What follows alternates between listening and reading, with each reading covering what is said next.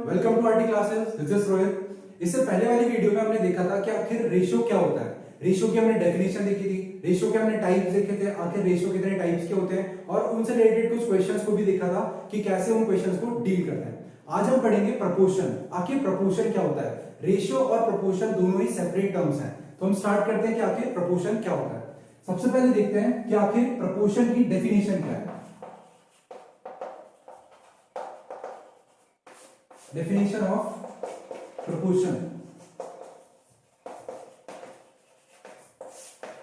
Definition है, if we have two ratios,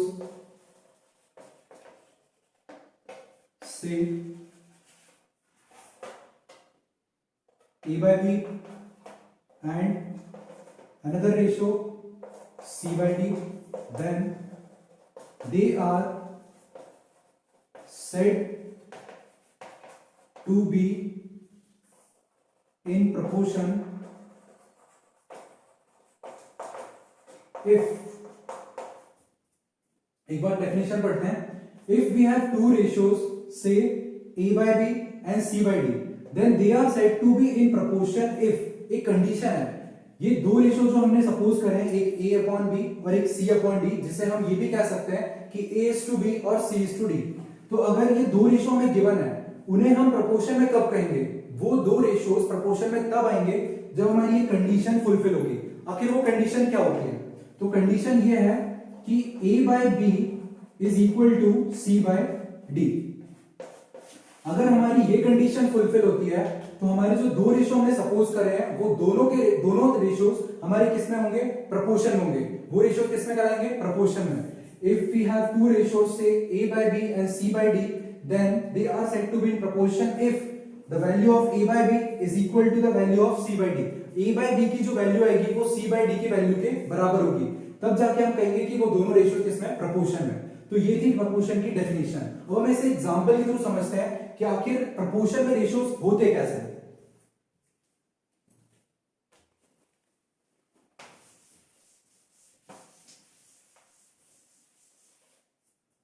suppose करते हैं एग्जांपल, हमने एक रेशियो लिया A/B जो कि था 2/2:4 और एक और रेशियो सपोज करा C/D, इसे हमने लिया 4:8। हमारे पास दो रेशियोज की वैल्यू गिवन है। A/B कितना है? 2:4 और जो C/D है वो कितना है? 4:8। तो हमें ये देखना है कि क्या ये दोनों रेशियो जो हमें गिवन है क्या ये प्रपोर्शन में है कि नहीं। तो हमें सिंपली कुछ नहीं करना है, इसको हमें फ्रैक्शन के फॉर्म में लिखना है, क्योंकि रेशियो का दूसरा रिप्रेजेंटेशन इससे पहले वाली वीडियो में हमने देखा था, वो क्या था कि किसी भी रेशियो को A/B को हम A by B के फॉर्म में भी लिख सकते हैं, यानी उसके फ्रैक्शनल फॉर्म में भी लिख सकते हैं। उसी तरीके से हम इनको भी फ्रैक्शनल फॉर्म में लिख लेंगे। तो सबसे पहले हम इसको कन्वर्ट करते हैं। तो जो A अपॉन B की जो वैल्यू होगी वो कितनी होगी? 2/4 और जो C/D की जो वैल्यू होगी वो क्या होगी? 4/8। अब अगर हमें ये चेक करना है कि क्या A/B और C/D प्रपोर्शन में है कि नहीं, तो हमें वो कंडीशन सेटिस्फाई करनी है। और वो कंडीशन क्या थी? कंडीशन थी A upon B should be equal to C upon D। अगर ये कंडीशन फुलफिल होती है तो हमारे जो दोनों रेशियो है वो किसमें? प्रपोर्शन में। तो चेक करते हैं A by B की वैल्यू कितनी है? 2/4 और C by D की वैल्यू कितनी है? 4/8। अगर हम ध्यान से देखें, यहां पे हम दो तरीके से कर सकते हैं। या तो आप क्रॉस मल्टीप्लिकेशन करके सॉल्व कर सकते हैं, 8×2 = 16 और 4×4 = 16। तो LHS = RHS एक तरीके से इक्वल आ जाएगा। LHS और RHS का इक्वल होना यही बता देता है कि आखिर हमारी दोनों ये जो कंडीशन थी वो बिल्कुल सही थी कि नहीं। लेकिन हम इसे दूसरे तरीके से करेंगे, हम यहाँ पे लेफ्ट हैंड साइड और राइट हैंड साइड को कैंसिलेशन के थ्रू इक्वल करके बताएंगे। तो 2/4 = 4/8। ये कैंसिल होके कितना आएगा? 1/2 और इसे जब कैंसिल करेंगे तो इसकी वैल्यू कितनी आएगी? 1/2। LHS = RHS, मतलब A by B की वैल्यू कितनी है? 1/2 और C by D की वैल्यू कितनी है? 1/2। इसी तरीके से जब हमने पहले देखा था A by B की वैल्यू 2/4 थी और C by D की वैल्यू 4/8 थी, दोनों ही वैल्यूज क्या थी? डिफरेंट। बट जैसे ही हमने उन्हें इस कंडीशन के थ्रू रखा और ये देखा कि LHS RHS के इक्वल आ रहा है, तो हम ये कह सकते हैं कि फाइनली जो हमारे गिवन रेशियोज थे जो हमें क्वेश्चन में गिवन थे उन दोनों की वैल्यू क्या है? इक्वल। इस वजह से हम कह सकते हैं the ratios are in proportion. तो तो हमने समझा कि आखिर एग्जांपल के थ्रू समझा कि आखिर रेशियो प्रपोर्शन में कैसे चेक करे जाते हैं। अब हम ये देखेंगे कि आखिर प्रपोर्शन को रिप्रेजेंट कैसे करा जाता है। जैसे हमने पिछले वीडियो में देखा था कि रेशियो को रिप्रेजेंट करने के लिए हम इस सिंबल का यूज करते हैं और इसे हम लिख सकते हैं A/B। उसी तरीके से हम ये देखेंगे अब कि आखिर प्रपोर्शन को कैसे रिप्रेजेंट करा जाता है। ठीक है, तो स्टार्ट करते हैं। प्रपोर्शन में सबसे पहले हमारे दो रेशियोज होते हैं। पहली चीज तो डेफिनेशन में कहा गया था कि हमारे दोनों रेशियोज क्या होने चाहिए, सेम होने चाहिए। दोनों रेशियोज की जो वैल्यू है वो क्या होनी चाहिए, सेम। अब जो पहला रेशियो होता है उसे हमें इस तरीके से लिखना है और जो दूसरा रेशियो है उसे भी हम इस तरीके से लिख देंगे जो हमारे दो रेशियोज गिवन थे। अब यहाँ पे लिखा है A/B, यहाँ पे लिखा है C/D, बट प्रपोर्शन में एक और सिंबल का इंट्रोडक्शन होता है और वही प्रपोर्शन का रियल सिंबल होता है। तो वो जो प्रपोर्शन का सिंबल है उसमें 4 डॉट्स को इस तरीके से लिखा जाता है और यही पूरा रिप्रेजेंटेशन क्या कहलाता है, प्रपोर्शन का रिप्रेजेंटेशन। ठीक है, इस तरीके से हम प्रपोर्शंस को क्या करते हैं, रिप्रेजेंट करते हैं। कोई दो रेशियो अगर हमें गिवन है और हमें ये उसको रिप्रेजेंट करना है इस तरीके से कि वो प्रपोर्शन में है, तो हम किस तरीके से लिखेंगे, इन 4 डॉट्स की हेल्प से हम ये बताएंगे कि ये दोनों रेशियोज क्या है, प्रपोर्शन है। अब हम देखते हैं कि आखिर इन वैल्यूज को, ये जो टर्म्स लिखे हैं इन्हें कुछ स्पेशल नाम दिए गए हैं। उन नाम को हम देखेंगे कि आखिर इन्हें क्या क्या कहा जाता है। तो हमारी जो सबसे आउटर मोस्ट टर्म्स होती हैं, यहाँ पे टोटल कितनी टर्म्स हैं, 4 टर्म्स, 1 2 3 और 4। हमारी जो आउटर टर्म्स होती हैं जो बिल्कुल लास्ट में एक्सट्रीम पॉइंट में, हम इन्हें कहते हैं एक्सट्रीम्स। इन्हें क्या कहते हैं, एक्सट्रीम्स। ए और डी दोनों क्या है, एक्सट्रीम्स हैं। इसे भी हम क्या कहेंगे, एक्सट्रीम्स। एक्सट्रीम्स का मतलब बिल्कुल ही आउटर मोस्ट पार्ट पे रहना, उन्हें क्या कहते हैं, एक्सट्रीम्स। और ये जो सेंटर वाली दो टर्म्स होती हैं जैसे बी और सी है, इन्हें हम कहते हैं मीन्स। क्या कहते हैं, मीन्स। हम याद कैसे रख सकते हैं, बहुत ही सिंपल लॉजिक है। ये क्योंकि मिड पोजीशन पे आ रही है और मिड पोजीशन में एम का यूज होता है, इस वजह से हम बहुत ही सिंपल तरीके से याद रख सकते हैं कि आखिर बी और सी किस में आती है, मीन्स में। और जो आउटर मोस्ट पार्ट में होती है वो क्या होती है, एक्सट्रीम्स। ठीक है, तो इस तरीके से हम याद रख सकते हैं कि आखिर इन टर्म्स के इंडिविजुअल नाम्स क्या होते हैं। ये हमारी कहलाती है एक्सट्रीम्स और ये कहलाते हैं हमारे मीन्स। अब हम देखेंगे आखिर प्रपोर्शन की एक प्रॉपर्टी होती है, तो वो प्रॉपर्टी आखिर क्या होती है। इन्हीं एक्सट्रीम्स और मीन्स से मिलकर एक प्रॉपर्टी बनती है, तो हम उसे भी देख लेते हैं आखिर वो प्रॉपर्टी है क्या। बहुत ही इंपॉर्टेंट प्रॉपर्टी है। इसी प्रॉपर्टी पे बेस्ड पूरे रेशियो प्रपोर्शन चैप्टर का मैक्स टू मैक्स जो क्वेश्चंस होते हैं वो इसी प्रॉपर्टी पे बेस्ड बनते हैं। अगर आपने इस प्रॉपर्टी को याद रखा तो मैक्सिमम से मैक्सिमम क्वेश्चंस आप रेशियो और प्रपोर्शन के बिल्कुल अच्छे से सॉल्व कर सकते हैं। तो इंपॉर्टेंट जो प्रॉपर्टी है वो ये है, product of extremes is equal to product of means. इस लाइन को हमें बहुत अच्छे से याद रखना है। Product of extremes is equal to product of means. आखिर इसका मतलब क्या है, हम इसे कैसे मैथमेटिकल फॉर्म में लिख सकते हैं। तो हम इसे ऐसे लिखेंगे, हम जानते हैं कि एक्सट्रीम्स जो होते हैं, अगर हमने कोई रेशियो लिया जैसे A/B प्रपोर्शन C/D, अगर हमने ये रेशियो लिए और वो अगर प्रपोर्शन में है तो हम ये लिख सकते हैं प्रोडक्ट ऑफ एक्सट्रीम्स। हमारे एक्सट्रीम्स कौन से हैं, ये हमारा एक्सट्रीम है और ये हमारा एक्सट्रीम है। और मीन्स कौन से हैं, ये हमारा मीन है और ये हमारा मीन है। अब हमने जो अपनी प्रॉपर्टी पढ़ी उसमें क्या लिखा था, प्रोडक्ट ऑफ एक्सट्रीम्स। प्रोडक्ट का मतलब क्या होता है, मल्टीप्लिकेशन। ठीक है, प्रोडक्ट का मतलब मल्टीप्लिकेशन। तो प्रोडक्ट ऑफ एक्सट्रीम्स मतलब एक्सट्रीम्स का हमें क्या करना है, मल्टीप्लिकेशन। तो A into D is equal to ये प्रपोर्शन जो सिंबल है वो यही रिप्रेजेंट करता है कि वो दोनों रेशियोज क्या है, इक्वल है। एक तरीके से यही रिप्रेजेंटेशन होता है इस 4 डॉट्स के जो सिंबल है, प्रपोर्शन का जो सिंबल है उसका रियल मीनिंग क्या होता है, इज इक्वल टू। तो A into D is equal to product of means. हमारी नेक्स्ट लाइन क्या थी, product of extreme is equal to product of means. तो हमारे मीन्स की वैल्यू क्या है, B और C, तो हम लिखेंगे B इंटू C। यही वो सबसे इंपॉर्टेंट प्रॉपर्टी है जो हमें रेशियो और प्रपोर्शन में याद रखनी है। ठीक है, इसको हम थोड़ा सा अगर मॉडिफाई करें और देखें तो क्या हम B को A के नीचे लिख सकते हैं, बिल्कुल लिख सकते हैं। क्या हम D को C के नीचे लिख सकते हैं, बिल्कुल लिख सकते हैं। क्यों, क्योंकि ट्रांसपोजिशन जो चीज होती है, यहाँ पे जो D है वो यहाँ पे A के साथ किस में, मल्टीप्लिकेशन में, और यहाँ पे जो C है वो B के साथ किस में, मल्टीप्लिकेशन में। तो जब हम इन्हें ट्रांसपोज करेंगे तो यहाँ पे जो वाली टर्म है जो B है वो यहाँ पे जब शिफ्ट होगा तो वो A के डिवाइड में आ जाएगा, और यहाँ पे जो D है जो मल्टीप्लाई में वो कहां जाएगा, डिवाइड में C के। तो हम इसे अल्टीमेटली ये लिख सकते हैं A अपॉन b को मैंने यहां शिफ्ट करा तो b is equal to d को मैंने c के नीचे शिफ्ट कर दिया तो c अपॉन d। अगर हम इसे फर्दर थोड़ा सा सिंप्लीफाई करें और हम ये जानते हैं कि किसी भी रेशियो को हम फ्रैक्शन फॉर्म में लिख सकते हैं तो डेफिनेटली फ्रैक्शन फॉर्म को भी हम रेशियो में कन्वर्ट कर सकते हैं। दोबारा अगर हमने इसे फ्रैक्शन फॉर्म में लिखा है तो क्या हम इसे रेशियो के फॉर्म में लिख सकते हैं? बिल्कुल, क्योंकि जैसे a/b को हम लिख सकते हैं a/b, उसी तरीके से a/b को a/b लिखा जा सकता है। तो इसको हम कन्वर्ट करते हैं। अगर दोबारा लिखें तो a/b को हम लिख सकते हैं a/b इज इक्वल टू को हम प्रपोर्शन के सिंबल में लिख देते हैं और c/d को हम लिख देंगे c/d। फाइनली हमारा वही चीज बन गई जो हमारी डेफिनेशन, जो प्रोपोर्शन की रियल डेफिनेशन थी, उसमें जो हमने रिप्रेजेंटेशन दिया था प्रोपोर्शन का कि a/b प्रोपोर्शन c/d, वही हमारी है। तो मतलब ये जो प्रॉपर्टी है वो यहीं से जनरेट हुई है। तो हमने ये देखा कि आखिर प्रोपोर्शन को रिप्रेजेंट कैसे करते हैं और ये भी देखा कि आखिर प्रोपोर्शन की सबसे इंपॉर्टेंट जो प्रॉपर्टी है वो क्या है, product of extremes is equal to product of means. तो इस तरीके से हमने देखा कि आखिर प्रोपोर्शन क्या होता है। अब हम प्रोपोर्शन से रिलेटेड कुछ क्वेश्चंस को सॉल्व करेंगे, ठीक है। तो स्टार्ट है। तो क्वेश्चन है 25 centimetre is to 1 metre and ₹40 is to ₹160।